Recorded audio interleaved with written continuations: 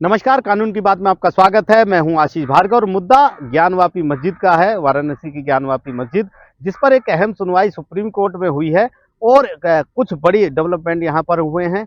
सबसे पहले supreme court में हम ये बताएंगे कि किस तरीके से हिंदू पक्ष की दो याचिकाएं यहां पर आई थी। एक साथ महिलाओं ने याचिका दाखिल की थी और उनकी मांग थी कि जो शिवलिंग मिला है ज्ञानवापी में सर्वे के दौरान, उसकी पूजा का अधिकार उनको दिया जाए।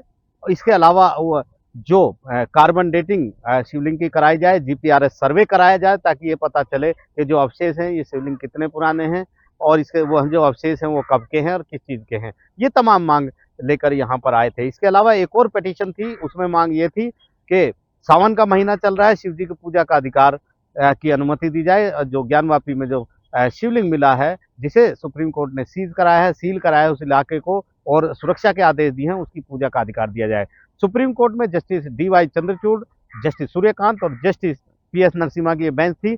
उन्होंने इस मामले को सुनवाई से इनकार कर दिया है और कहा है कि वो ऐसे मामले की सुनवाई नहीं कर सकते जहां पर सिविल सूट अभी पेंडिंग है वाराणसी में, और ऐसे में अगर कोई पूजा के अधिकार की मांग करता है या कार्बन डेटिंग की मांग करता है या जीपीआरएस सर्वे की मांग करता है तो उसे माना नहीं जा सकता। सुप्रीम कोर्ट ने हालांकि याचिकाकर्ताओं को कहा है कि वो अपनी याचिकाएं वापस ले ले और इस मुद्दे को लेकर वो वाराणसी का जिला जज जो ये ट्रायल चला रहे हैं शुरुआत का से, वहां पर इन मुद्दों को उठा सकते हैं, लेकिन यहाँ पर सुनवाई नहीं होगी। यानी सुप्रीम कोर्ट ने पूरी तरह पूजा का अधिकार देने, शिवलिंग की पूजा करने या कार्बन डेटिंग करने, ये तमाम याचिकाओं को सुनने से इनकार कर दिया। उस पर वो कोई सुनवाई नहीं होगी, ना उनको किसी तरह की कोई राहत इस मामले में दी है। हालांकि छूट जरूर दी है कि वो इस मुद्दे को लेकर ट्रायल कोर्ट जा सकते हैं।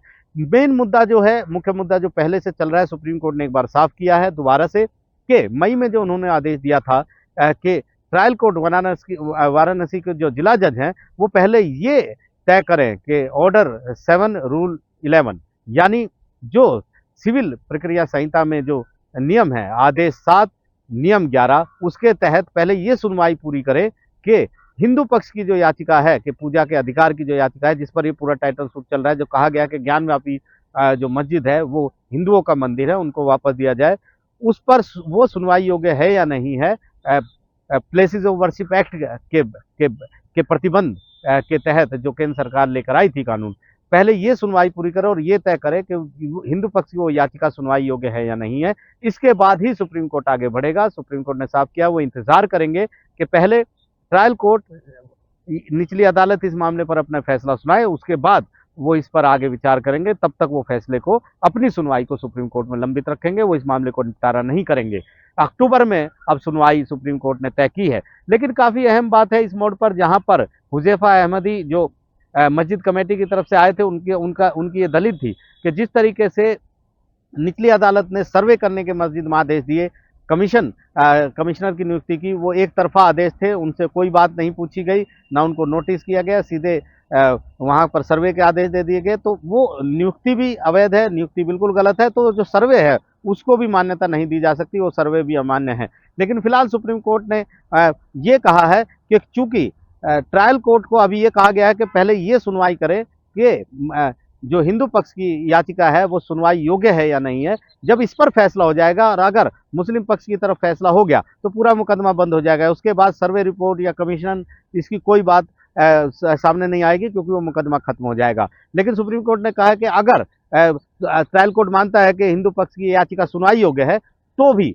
मुस्लिम पक्ष के पास, मस्जिद कमेटी के पास बहुत सारे विकल्प है, कानूनी उपाय हैं। वो इस मुद्दे को लेकर हाईकोर्ट जा सकते हैं, आगे बढ़ सकते हैं। साथ ही ये भी कहा है कि फिलहाल इस मामले में वो इस केस को ज़्यादा सुनवाई के लिए अपने पास नहीं रखना चाहते। तो काफ़ी अहम है ऐसे मोड़ पर, जहाँ पर ट्रायल कोर्ट जो है लगातार इस मामले की सुनवाई कर रहा है, क्योंकि सुप्रीम कोर्ट ने कहा है कि पहले आप ये फैसला दीजिए कि जो 1992 का प्लेसेस ऑफ वर्शिप एक्ट है, क्या वो प्रतिबंध लगाता है कि इस मंदिर जो मस्जिद है इसका सर्वे नहीं हो सकता, या फिर इस पर किसी तरह की लिटिगेशन, यानी वाद जो है, सूट नहीं चल सकता, टाइटल सूट की तरह पर सिविल विवाद नहीं चल सकता। हालांकि पिछली बार जब सुनवाई हुई थी तो जस्टिस चंद्रचूड़ ने एक बात साफ की थी कि प्लेसेस ऑफ वर्शिप एक्ट जो है वो किसी भी तरीके से किसी धार्मिक जगह पर का जो सर्वे कराने से नहीं रोकता है। लेकिन एक बात उन्होंने ये भी कही थी कि अगर अंदर किसी धार्मिक स्थल के कोई प्रतीक मिल जाते हैं तो इसका मतलब ये नहीं कि वो एक विशेष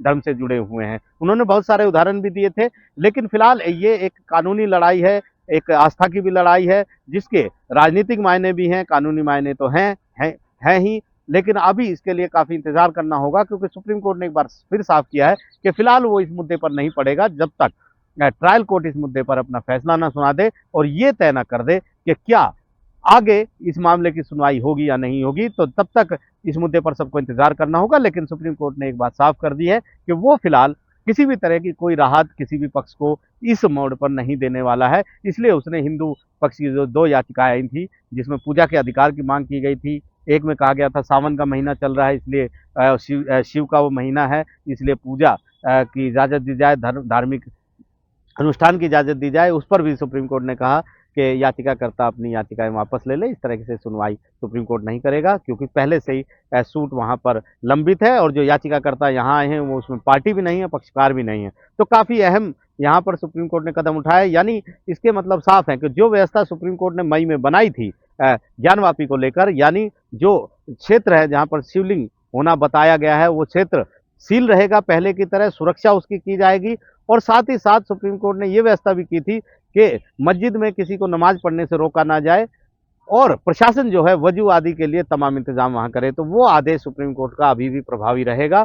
जो व्यवस्था मई के बाद से वहां चल रही है वही चलती रहेगी और वाराणसी की ट्रायल कोर्ट यानी जिला जज की कोर्ट में इस मुद्दे पर कानूनी लड़ाई भी जारी रहेगी। नई दिल्ली से आशीष भार्गव, एनडीटीवी इंडिया।